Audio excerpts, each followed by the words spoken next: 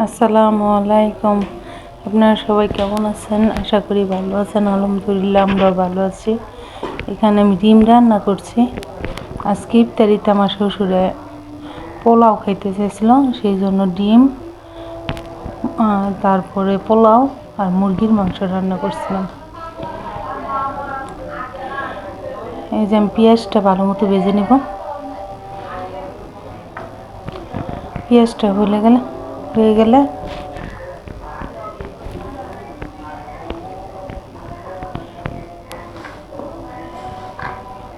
এই যে হলুদের ফাঁকি, মরিচের ফাঁকি, ধনিয়ার ফাঁকি, লবণ, তারপর টমেটো।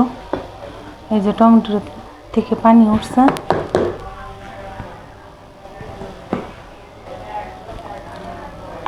ডিমটা দিয়ে দিলাম। এখন তো টমেটোর সিজন, টমেটোটা বেশি করে দিলে আপনার ডিমটা অনেক মজা হয়।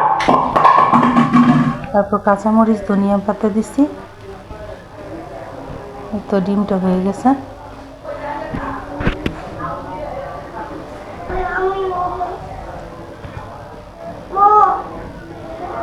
ডিমটা একটু, পেঁয়াজটা একটু ভাজা ভাজা করলে আপনার একটু তেল উঠে, সুন্দর ফ্লেভার হয়।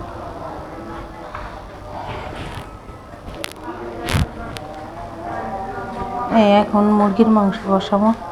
আমি মুরগির মাংসের রেসিপি এর আগেও একবার দিছিলাম।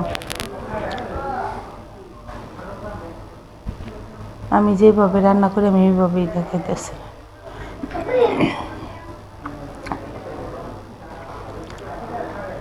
এই যে এখানে খাসি মুরগি আছে না, বড় খাসি মুরগি, ওইখান থেকে আমি অল্প একটু মাংস নিয়েছি।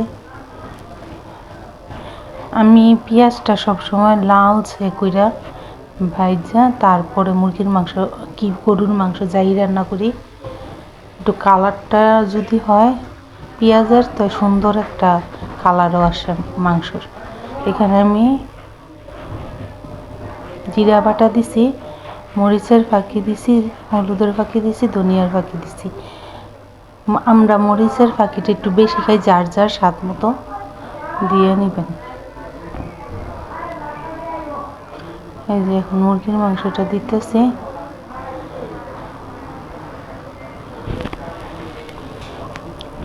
এখন এটার ভিতরে আমি আর কিছুই করবো না, এটার মধ্যে পানি দিয়ে এটার দুই এক ঘন্টার জন্য এটা সুন্দর করে রেখে দিছি। রাখার পরে এই যে দেখেন কি সুন্দর মুরগির মাংস অর্ধেক হয়ে গেছে। এখানে এখন আলু দিব।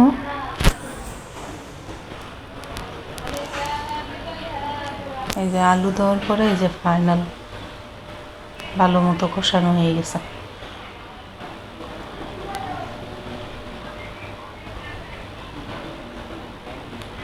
এই তো হয়ে গেছে।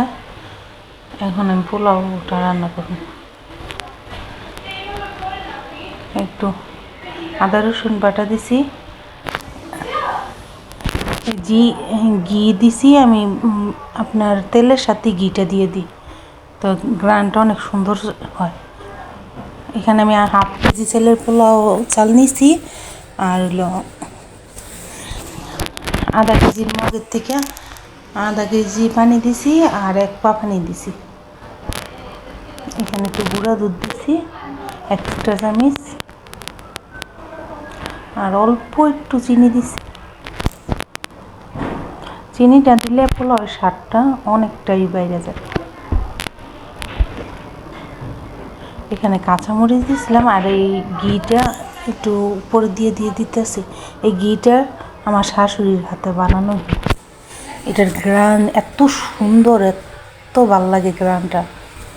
এই যে আজকের ইফতারি তরমুজ, তারপর কিনা বেগুনিটি আনছিল, পেঁয়াজি আনছে, এই যে পোলাও, আনারস, মুরগির মাংস।